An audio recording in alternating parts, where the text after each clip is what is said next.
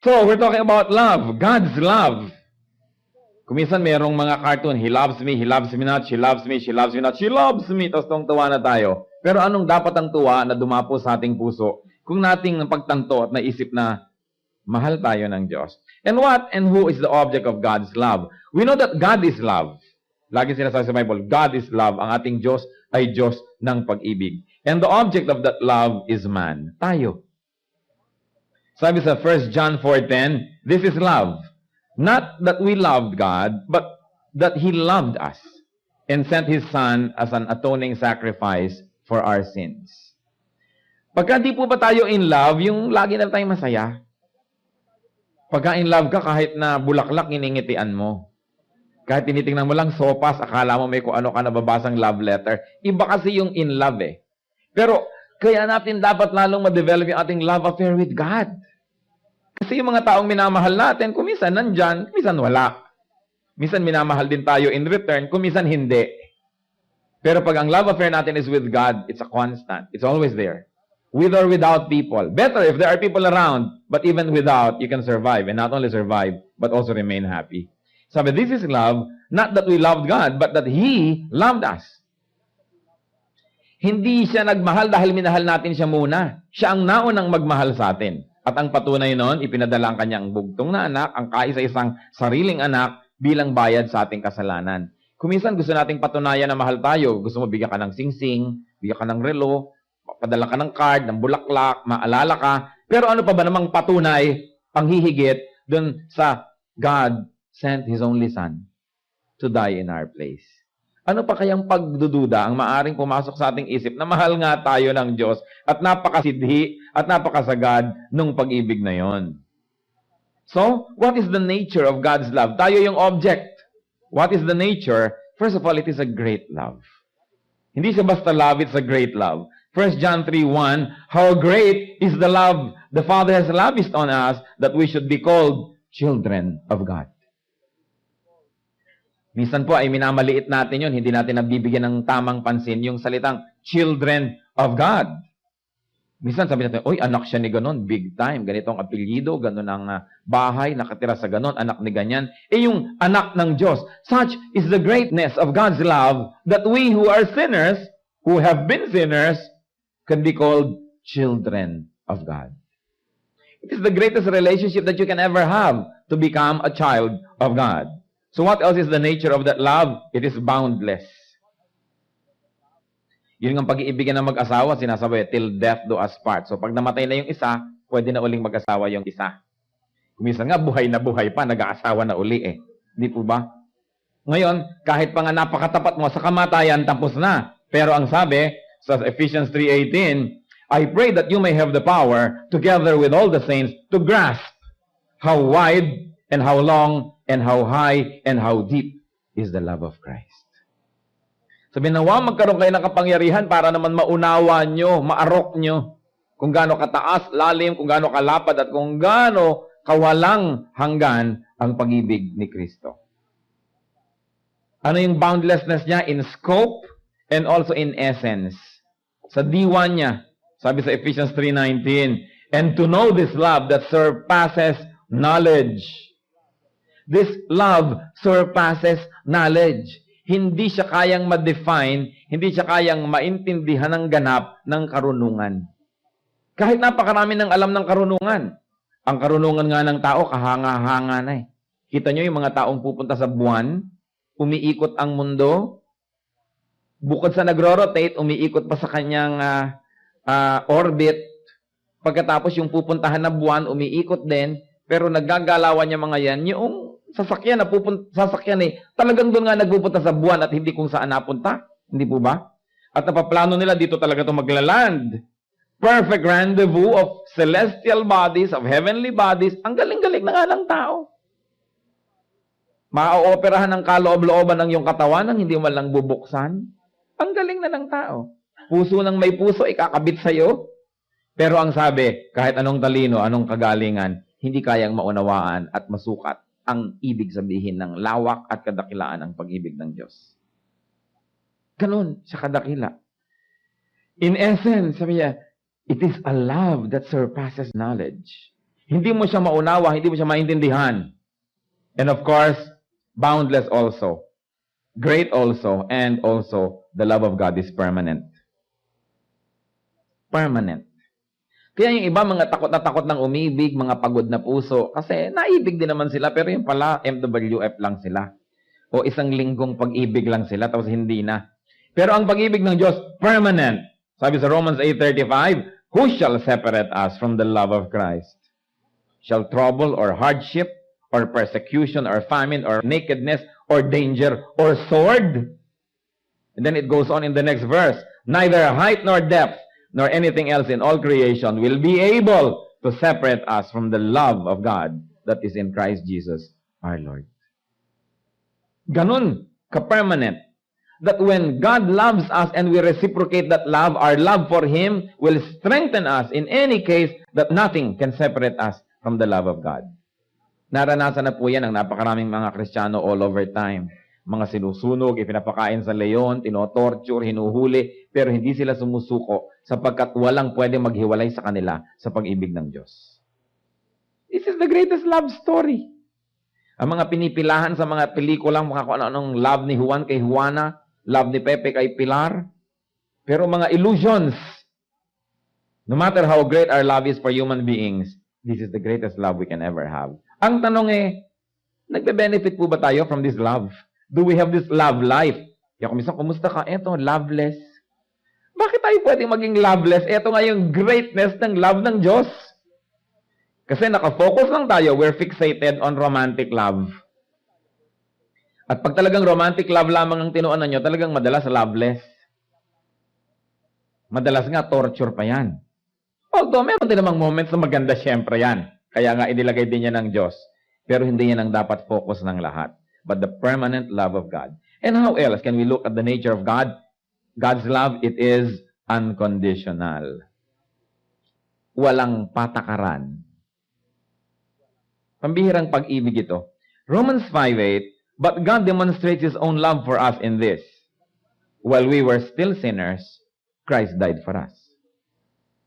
Kailan po ba namatay si Kristo para sa inyo at para sa akin? Nung bang born again na tayo? Nung bang tinanggap na natin siya? At nung nagpapakabandal na tayo? Hindi po ba? Nung hindi pa natin siya pinapansin, hindi pa natin siya kinikilala, makasalanan pa tayo, nabubuhay pa tayo sa kasalanan, that's when Christ died for us. Nauna siyang umibig. Inibig niya tayo nung di pa tayo kaibig-ibig. No, ang humanity may kasalanan, destined to go to hell, destined to what? Eternal destruction. That's when God decided that He would die for us.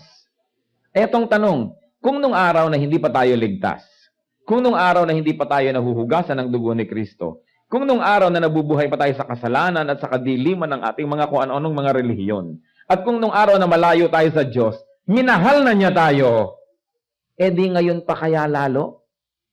Na nahugasan na tayo, nakahelord na tayo, kahit paano nagsisikap na tayong magpakabanal, kinakalimutan na natin yung mga nakaraan, kahit paano tinatalikuran natin yung ating mga bisyo at mga maling relasyon, ngayon pa kaya tayo hindi lalong kamahal-mahal at kaibig-ibig sa tingin ng Diyos? Kung nung araw nga, hopeless, children of darkness, children of Satan, minahal, ngayon pa, na kumikilala na sa Diyos. It's a very unconditional love. And another thing, it's very initiative. Adjective, yung gamit ko sa initiative. Okay? Hindi noun. It's very initiative. It initiates. Siya ang nagpaumpisa ng pag-iibigan. Nung hindi natin pinapansin, hindi natin kinikilala, nun niya tayo inibig. Ngayon pa kayang pinansin na natin at kinilala. Mas kinalilimutan paminsan-minsan. Di lalo na ngayon tayong mahal ng Diyos. Kaya dapat walang taong sinasabing loveless ang buhay ko. And what else will characterize God's love? It is very sacrificial. So John 15:13, greater love has no one than this, that one lay down his life for his friends. Ano pa nga naman daw pag-ibig ang mahihigit doon sa inaalay mo ang iyong sariling buhay para sa iyong minamahal? And the Lord has done that. The Lord offered His life for all of us. Kaya sino man ang tatanggap ng pag-ibig na yon, ay matatanggap yon. Pero pwede nyo rin naman tanggihan. Pero sino man ang handa na tumanggap nun, ay tatanggap nun. How else is the love of God described? it is a very comforting love. Philippians 2:1. If you have any encouragement from being united with Christ, if any comfort from His love, blah, blah, blah. In other words, there is love and there is comfort in that love. Kung minsan may nagmamahal sa atin pero very uncomfortable. Minamahal ka nga pero pinoposes ka. Sinasakal ka, ikinukulong ka, hindi ka na makapunta dito at makangiti doon, hindi mo nagawa ito at hindi mo na magawa yon, ginawa ka na niyang property. So mahal mo nga ako pero ano nangyari sa akin? Naging mo akong ari-arian. Ipaling dito, ipaling doon, pahingahin dito, huwag pahingahin. Yun ang nangyayari because many people who love smash to pieces the object of their love. But the love of God is comforting. The love of God liberates instead of imprisons. The love of God allows you to be the best person that you can ever be. Kung minsan pag may mahal tayo, hindi natin payagan na mag-bloom, hindi natin payagan na lumago. Gusto natin, maliit ka lang para lagi kang kasya sa aking bulsa. Huwag ka na mag-aral pa, huwag ka na umattend pa niyan. Dito ka na lang. Para haba ka nagiging mangmang, lumiliit ang iyong mundo, mas kaya kita, nasa bulsa kita. May mga ganyang love. Kung saan nakakapagsisi, bakit ba naibig pa ako ng taong ito? Kung pwede ko lang ibalik ang kahapon. Hindi po ba? Kung minsan ay ganyan ang himutok ng mga nag-aasawa. But the love of God is comforting. The more of it, the better, the nicer. And then finally, although there are many traits of God's love, but we will concentrate on 7 now, God's love is corrective. Nagpapatino. Nagtatama. Revelation 3:19, those whom I love, I rebuke and discipline. Yun ang sabi ng Panginoon. Bagamat comforting, pero yung comfort sa tama. Hindi comfort sa mali. Kasi marami pong comfort sa mali eh. Maraming guminhawa nga ako pero mali. Pero may bayad uli yun. But God's love is corrective. So, napakatayog, napakaganda ng pag-ibig na ito. Ano po ang bunga ng pag-ibig na ito sa tao? Anong nagiging advantage natin? Anong napapala natin kung mamahal tayo ng Diyos? Unang-una, when this love of God is received, it brings salvation to people. Iniaalok eh. Hindi po namimilit ang Diyos, pero inaalok. Pagka itong iniaalok niya na to ating tinanggap, anong nagiging bunga? Naliligtas tayo mula sa maraming bagay. Unang-una, mula sa kaparusahan ng kasalanan. Lahat tayo makasalanan, walang exemption. Maliit, malaki, kasalanan pa rin. And sin should bring us to hell.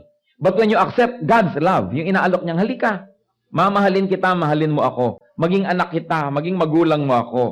Ibig sabihin nun, pag tinanggap natin na magkaroon tayo ng personal na relasyon, hindi relihiyon, personal na relasyon sa Diyos. Tinatanggap natin yung kapahingahan mula sa kaparusahan ng kasalanan. We receive salvation. Bakit? Sapagkat ang ginawa ni Kristo dun sa krus, ang kanyang kamatayan, ang kanyang hirap, ibibigay sa atin yung premyo nun, which is salvation. At kinuha niya yung ating kasalanan, ang ibibigay niya sa atin yung kanyang kabanalan, kaya sa tingin ng hukuman sa langit, tayo'y banal. Therefore, those who have faith in Christ, those who accept Christ's love, get saved. Hindi na sila kailangan pang magpunta sa hell for their sins because Jesus already paid for those sins. Kaya lang, bagamat ang bayad ng Panginoon sa kasalanan ay ganap at sapat para sa lahat, ito magiging epektibo lang dun sa tatanggap. Parang meron akong hain, ang dami-daming pagkain, pwede kayong mabusog lahat, pero ang mabubusog lang yung kakain. Kasi hindi kayo kumain, hindi kayo mabubusog kahit meron pa. Ganon din yung salvation na ibinibigay ng Panginoon. Ang naliligtas lang yung tumatanggap. So ito pang unang-unang bunga ng ating loving relationship with God, that salvation is received. Another thing, graces and blessings happen when we return God's love. Ang unang-unang grasyang ibinibigay ng Diyos, pag tinanggap natin ang kanyang pag-ibig, nasisave tayo. Nagkakaroon tayo ng kakayahan na maging bagong tao. Hindi automatic na nagiging bagong tao, nagkakaroon tayo ng kakayahan na maging bagong tao sa pagsunod natin sa Kanya. So what else happens when you accept salvation? After that, we begin to accept and receive graces and blessings when we return God's love. Ibig sabihin, tinanggap ko, naligtas ako, pero pag minahal ko ang Diyos in return, sinuklian ko ang kanyang pag-ibig at pagmamahal, nagkakaroon na naman ako ng maraming mga blessings. Pwede sigurong hindi pera, pero hindi naman ako nagkagastos. O di blessing din yon. Marami pong forms of blessings na dumarating sa ating buhay. And what else happens when I accept and then return God's love that it grows? Love for God and love for other men is developed. Ngayon lang ako nagkakaroon ng pag-ibig sa aking kapwa. Pag tunay na naranasan ko na ang pag-ibig ng Diyos. Ang sinasabi po ng Panginoon sa New Testament, kung ang binabati nyo lang ay yung bumabati sa inyo, maging ang mga hentil at mga makasalanan, ginagawa yon. Kung ang minamahal nyo lang, yung nagmamahal sa inyo, pati mga makasalanan at wala sa Diyos, ganun din mahal din nila yung kamag-anak nila Kung ang binibigyan nyo lang, yung nagbibigay sa inyo, kahit sino, ginagawa yon. Pero, ang mga anak ng Diyos, nakakangiti sa hindi ngumingiti sa kanila. Nagbibigay sa hindi nagbibigay sa kanila. Nagmamahal sa hindi nagmamahal sa kanila. In fact, nagmamahal doon sa mga nakakainis. At bakit po nangyayari yon? Kasi naranasan na ang pag-ibig ng Diyos. Dahil ang totoo, ganoon ang pag-ibig ng Diyos sa atin. Minahal niya tayo nang hindi naman natin siya mahal. Binigyan niya tayo nang wala naman tayong ibinigay. Kadalasan nga, patuloy pa tayong binibigyan nang wala rin tayong ibinibigay. Iniibig tayo ng Diyos kahit tayo nakakainis. Sa palagay nyo ba, hindi kayo nakakainis? Hindi po ba? Kung minsan, ang lakas-lakas ng loob natin sabihin, nakakainis siya. Siguradong sa atin may naiinis din. Alangang wala. Nakakainis din tayo. At kung tituusin, ang nakakainis ay yung kabaligtaran mo, yung hindi mo pareho mag-isip, hindi mo parehong ginagawa, nakakainis yun. Hindi ba kabaligtaran tayo ng Diyos madalas? Ang banal-banal niya, ang dami-dami nating kasalanan, ang dami-dami niyang gustong gawing mabuti, tayo naman, ganito lagi, kakontra ng kakontra, nakakainis tayo. Pero mahal tayo ng Diyos. Yun ang pagmamahal na hindi maisip ng 10 scientist. Hindi kayang abutin ng mind, ng brain, ng intelligence na pinag-uusapan natin kanina. Nasaan ang logic ng pag-ibig na to? Ba't wala namang itinatanim umaani? Hindi ko naman siya minamahal. Bakit niya ako minamahal? Hindi naman ako kaibig-ibig. Ba't ako iniibig? Paano nyo malalaman, mga kapatid, na ang pag-ibig ng Diyos nagbubunga na sa ating puso? Pag yung unconditional love niya sa atin, nauulit na natin sa iba. Aba, namamahal ko na yata yung hindi ka mahal-mahal. Bakit ganon? Bakit nababati ko na yung mga hindi bumabati? At saka hindi plastic, totoo sa puso ko. Bakit ako nagbibigay, hindi ako pinasasalamatan? Hindi bale, nagbibigay pa rin ako. Para yatang umaandar na yung pag-ibig ng Diyos sa akin. Kung paano niya ako inibig, nakakaibig na ako ng ganong paraan sa iba. Kaya po, mga kapatid, I like to challenge you, isa yan sa mga major real tests kung gaano katotoo yung God's love in our hearts. Because those that experience God's love also give it away. Those that truly receive God's love, give it away to other people. Kung anong ibinibigay sa atin, siya nating ipinamimigay. Kaya tingnan natin kung ano ang ating pong sitwasyon. Because one of the greatest fruits of God's love in men is that we become loving like God. Nagiging tayong mapagmahal tulad ng Diyos.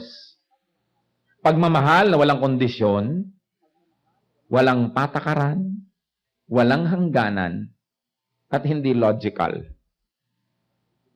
Kasi nga naman, sabi sa New Testament, kung ang mahal mo, yung lang nagmamahal sa'yo, polite ka lang doon sa polite sa'yo, Gentiles do that. Hindi yan distinction. Kahit sinong mga pinakamasasamang tao, mahal din nila yung nanay nila, o asawa nila, o anak nila. Sabi pa nga sa Bible, sa Old Testament, mabuti pa ang mga hayop, kahit ang babangis daw ng mga hayop, pinapasuso pa rin ang kanilang anak. Even beasts offer their breast to their young to feed them. So yung kabutihan, dun sa mga malapit sa'yo, hindi yun pang-award. Hindi yun bukod tangi, hindi yun kakaiba, normal lang yun. Pero sinasabi, ang tunay na anak ng Diyos, above the normal. Ang pag-ibig niya, lumihigit sa pag-ibig ng mga hayop at pag-ibig ng masasamang tao. Ibig sabihin na iibig niya ang hindi ka ibig-ibig. Yung love na yon, napakaganda pong isipin. Kaya ang tanong, kung hindi ako ganon, bakit hindi ako maibigin? At ito bang pinag-uusapan nating pag-ibig, hindi emosyon. Hindi yung I miss you. Hindi yung ganon. Kundi yung tinatanggap kita, bagamat gusto kong makatulong para ka mag-improve palalo, pero kung ano ikaw, tinatanggap kita to begin with. At pagkatapos, gagawin kita ng mabuti, kahit di mo ko ginagawa ng mabuti. Yun ang pag-ibig, to be committed to somebody's well-being, no matter what. Hindi kailangan maging emosyonal. Kasi akala natin, emosyonal yung pag-ibig, hindi tuloy natin, sabi, ang plastic ko naman, pag sinasabi ko, mahal ko, hindi naman talaga. Kasi siguro, ang pamantayan, inahanap natin, mamiss natin siya, tatago natin yung picture niya sa ating wallet. Hindi ganung pag-ibig ang pinag-uusapan dito. An intellectual commitment to the well-being of another person, that's love. Hindi kailangan maging emosyonal. So, nasa atin po ba yung fruit of God's love? Kasi kung hindi nakikita sa atin, isa lang ang ibig sabihin, hindi rin natin tinatanggap siguro yung inaalok sa ating pag-ibig na yon. Kasi pag naranasan natin yung pag-ibig na yon, binabago nun tayo. At ipinararanas din natin yun sa iba. What are the demands of God's love? Siyempre, balance. God is a God of balance. Lahat ng may left, may right, lahat ng may up, may down, lahat yan binabalance. So when God gives love, meron din siyang demand. People who receive God's love should love God in return. At kung minsan napaka-abstract, how do I love God? So pinadali ng Diyos. Whatever we do to the least of His people, we do to Him. So kung nahihirapan tayo dun sa abstract, hindi makita, hindi masukat, hindi mahipo na relasyon natin sa Diyos, ang pinakamagandang practice ground, mahalin ang kapwa. Sapagkat pag minamahal mo ang iyong kapwa, ay minamahal mo rin ang Diyos. Kung babaligtarin natin, ang hindi nagmamahal sa kapwa, edi hindi nagmamahal sa Diyos. Kaya ang sabi ng Panginoon sa John 13:34, "A new commandment I give you, love one another." Tingnan nyo ang inyong katabi. Yan yung one another na yon. So nyo, ito ba? Nako naman, wala na bang iba? Pero ang sabi, "A new command I give you, love one another. As I have loved you, so you must love one another." Pambihira, it's a very tall order. Hindi niya sinabi lang, "Love as you will love." Sabi niya, "Love as I love you." At ano ba yung pag-ibig niya sa atin? Ibinigay niya ang buhay niya sa atin. Siguro naman, wala na akong dapat idagdag doon. Pag ibinigay niyo ang inyong buhay, ano pang ipagkakait niyo? Hindi lang niya inutos, magmahalan kayo. Ang sabi niya, magmahalan kayo tulad ng pagmamahal ko sa inyo. Parang mahirap. Di po ba? Ako naman, wala na bang iba? Gagawa na lang ako ng pyramid o ng tulay. Mas madali pa kaysa love this person. Pero ang point, mahirap lang kung tayo nakasara sa pag-ibig ng Diyos. Pero pag nakabukas tayo at tinatanggap natin yun, it transforms us.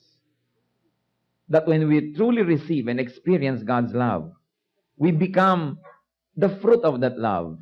And we become loving in return. And we love in the same way. Kaya babalik ako sa akin pong kanina pa ipinakakadiin-diin.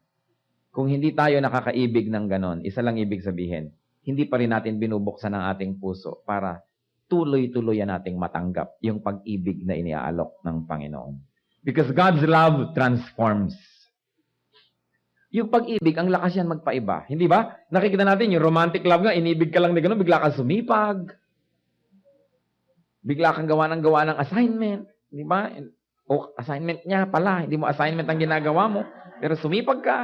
Di po ba? Yung mga, kumisan, directionless na mga lalaki, biglang na in love at mahusay ang pamakikitungan ng asawang babae, nagpapakatino. Love changes us. Pati mga bata, yung minamahal at hindi minamahal, ibang behavior niyan eh. Ibang klaseng motivation yung love. Eh ano pa kung love of God? Napakahalaga. Sabi niya, love one another. And 1 John 3:16, this is how we know what love is. Jesus Christ laid down His life for us.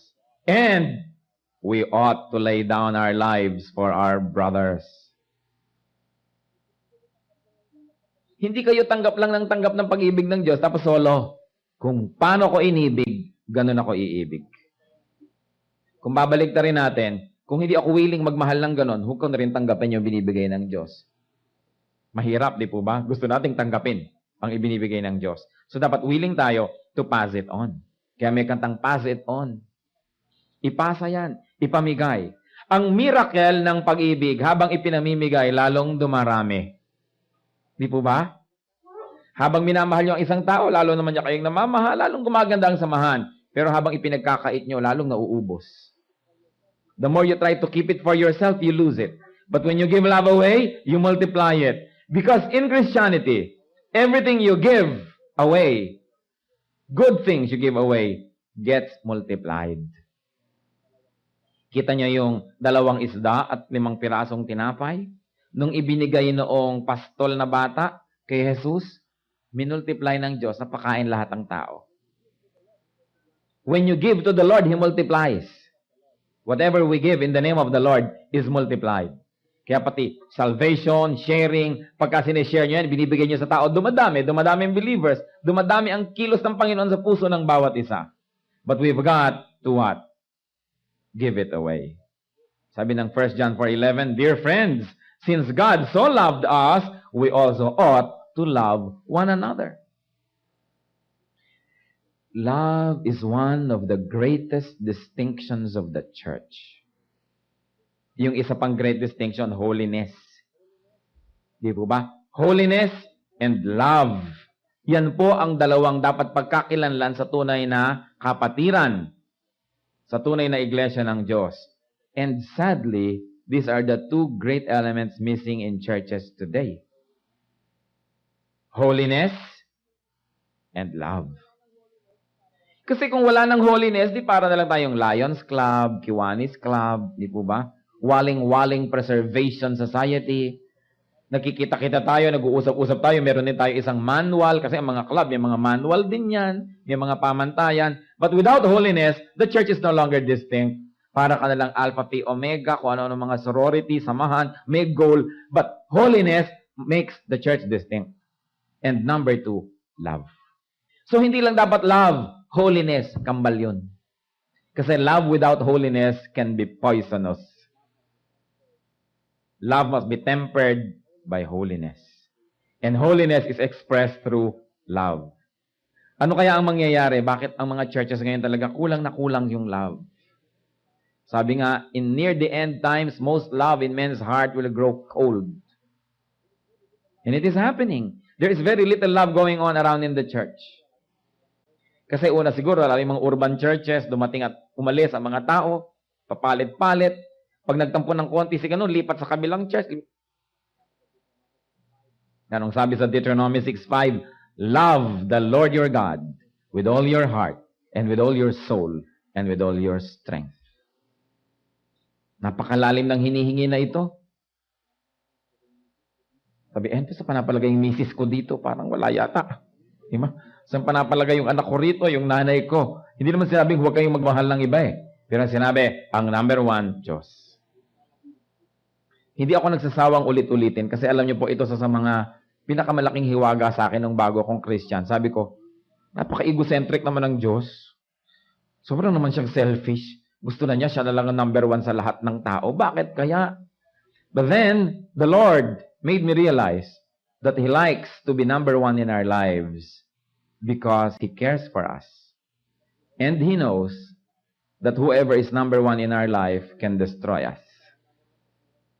Di ba, pag ang number 1 sa buhay nyo, si Juliet, o namatay si Juliet, magpapakamatay na si Romeo.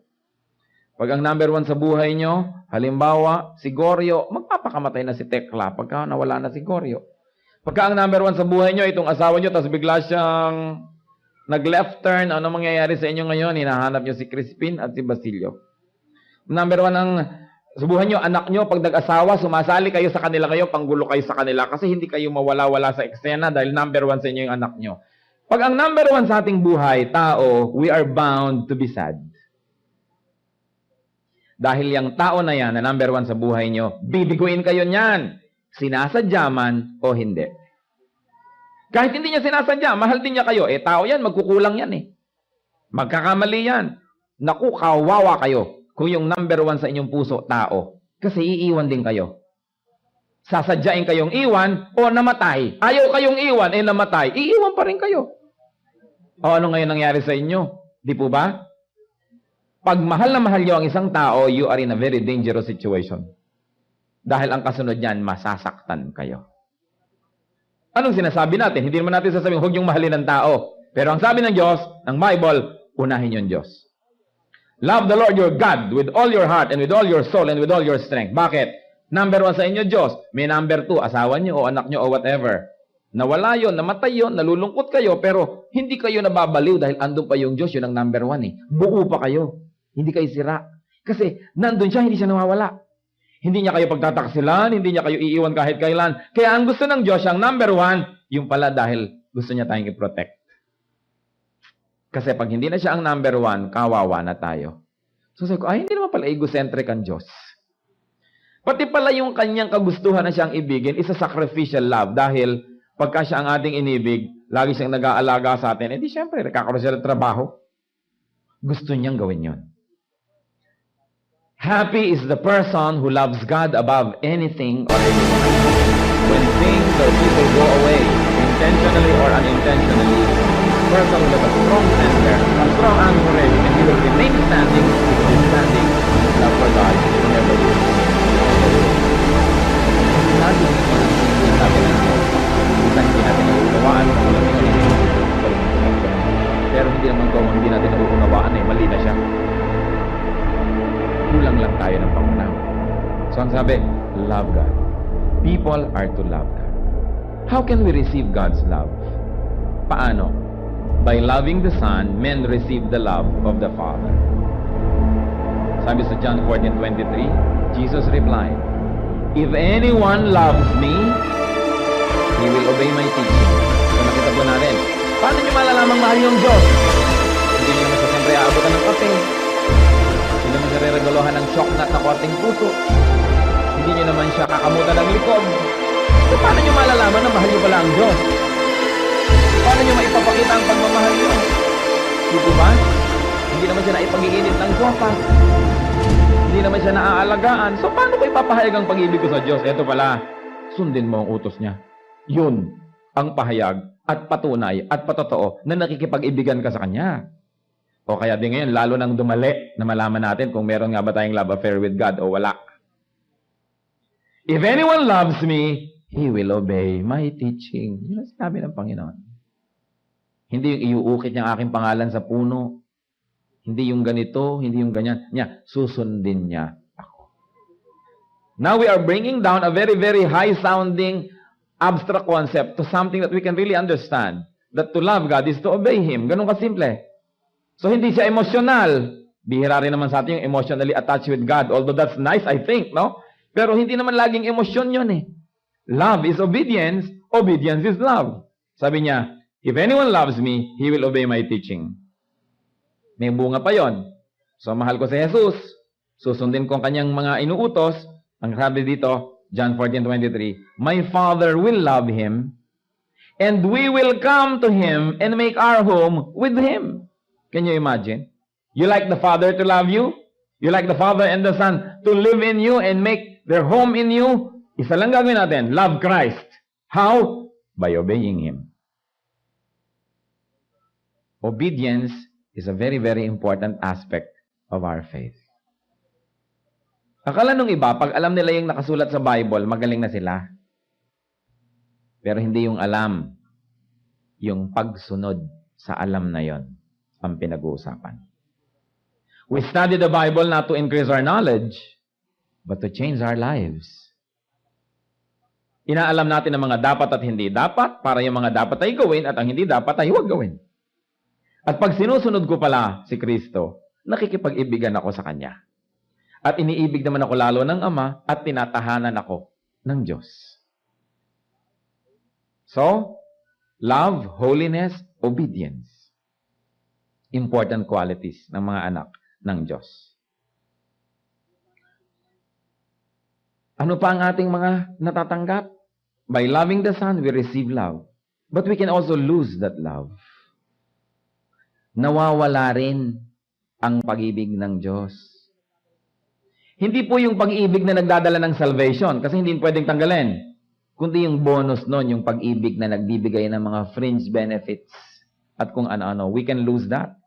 Sabi sa John 15:9, as the Father has loved me, so have I loved you. Now, remain in my love. So pag sinabi ni Jesus, remain in my love, ibig sabihin pala, you may not remain. It is possible not to remain in the love of Christ. This is not salvation we're talking about, all right? But the blessing, the protection, the peace, the good graces that we get out of a relation. Kasi kayo, kung mag-asawa, kahit ano pa mangyari, mag-asawa kayo, ganun yun. Kahit save ka na, kung save ka na talaga kahit anong mangyari. Pero hindi naman lahat na mag-asawa, masarap ang samahan, di po ba? Mag-asawa, pero hindi masarap ang samahan. Meron din ganon, save, pero hindi masarap ang samahan sa Diyos. Nawawala yung tamis. Nawawala yung magagandang mga bagay. At yun ang sinasabi, remain in my love. Huwag lang yung salvation mo ang hawakan mo, kundi lahat ng beautiful fringe benefits of it, dapat mo ring ma-enjoy. Which is of course premised in obedience.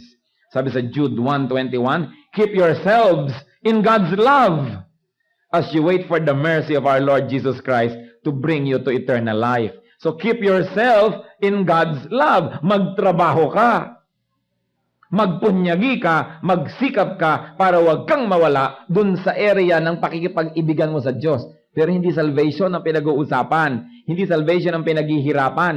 Hindi salvation ang pinagtatrabahuhan dahil si Kristo ang nagtrabaho para doon. Pag natanggap na natin yon, ang tinatrabaho natin is to keep the relationship nice and sweet and beautiful through obedience, through service, through godliness.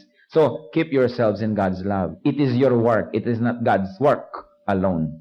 Meron tayong kinalaman doon. So, one may not remain in Christ's love. Sabi sa John 15:10, if you obey my commands, you will remain in my love, just as I have obeyed my Father's commands and remain in His love. Kung sinusunod mo ako, mananatili ka dito sa silong ng aking pag-ibig. So, merong kung, if you obey my commands. Madalas po tayong mga Kristiyano, nalilimutan natin yung part na yun ng buhay, yung obedience. Akala natin sapat na to know. But to know and not to obey is worse than not to know anything at all. We become doubly guilty when we know and then disobey. So, if you obey my commands, you will remain in my love. Marami pong kuminsan nagpapa-counsel. Sabihin, parang hindi ko nararamdaman ang pag-ibig ng Diyos. Parang ang layo. Siguro nga. Siguradong ikaw ang lumayo. Alam nga namang siya. Sabi nga niya, I will never leave you nor forsake you. Pero tayo, pwede nating sabihin sa kanya, I can leave you, I can forsake you. Di po ba nangyayari? So kung nararamdaman nyo, parang malayo ang Diyos, manalamin kayo, at kayo ang may gawa niyan. Hindi pwedeng Diyos ang may gawa. Kasi ang pangako niya, I will never leave you. I will never forsake you. So, kung wala kayo, therefore, hindi kayo nag-remain. Ibig sabihin lang, hindi tayo nag-obey. Simple ang malalalim na bagay na ito. Let's remain in Christ's love through obedience. God's love is for all men. But only men who open their hearts to receive God's love will enjoy it. God's love in men result in being loving to other people. God's love is to bear fruits. Love may be received. It can also be lost. Not salvation, okay? But life of peace, life of abundance, a life in full of God's graces, it can be lost. Kaya maraming Kristiyano, bagamat saved, bagamat secure ang salvation, walang peace, walang joy, walang prosperity, walang rest. Kasi malayo. At kung malayo, hindi Diyos ang lumayo, tayo ang lumayo through disobedience. Let's bow our heads before the Lord and let Him minister to us in a very personal way. Have we fully realized that God loves us? O kung saan-saan natin hinahanap ang pag-ibig? Ano po ang inyong assessment sa ating sarili pag sinukat natin? Malayo ba kayo o malapit sa Diyos? Gusto niyang lumapit. Sa Revelations 3:20, sinasabi niya, I stand at the door, I knock. Whoever opens the door, I will come in and eat with him. So pag wala siya at hindi niyo kasama sa loob, ibig sabihin, hindi niyo pinagbubuksan. Kasi ang sabi niya, I knock. Kaya meron po tayong responsibilidad. Pag matagal ng Kristiyano, kuminsan nagiging ritual na lamang ang pananampalataya, hindi na matamis, hindi na kapanapanabik. Yung gustong magbukas ng puso nyo kay Kristo. Gusto nyo mag-umpisa ng isang loving relationship with Christ. Hindi nyo alam kung nabuksan nyo na ba nun o hindi pa, pero ngayon makakatiyak kayo. If you like to open your hearts to Christ, and you like to say, "Oh Lord Jesus,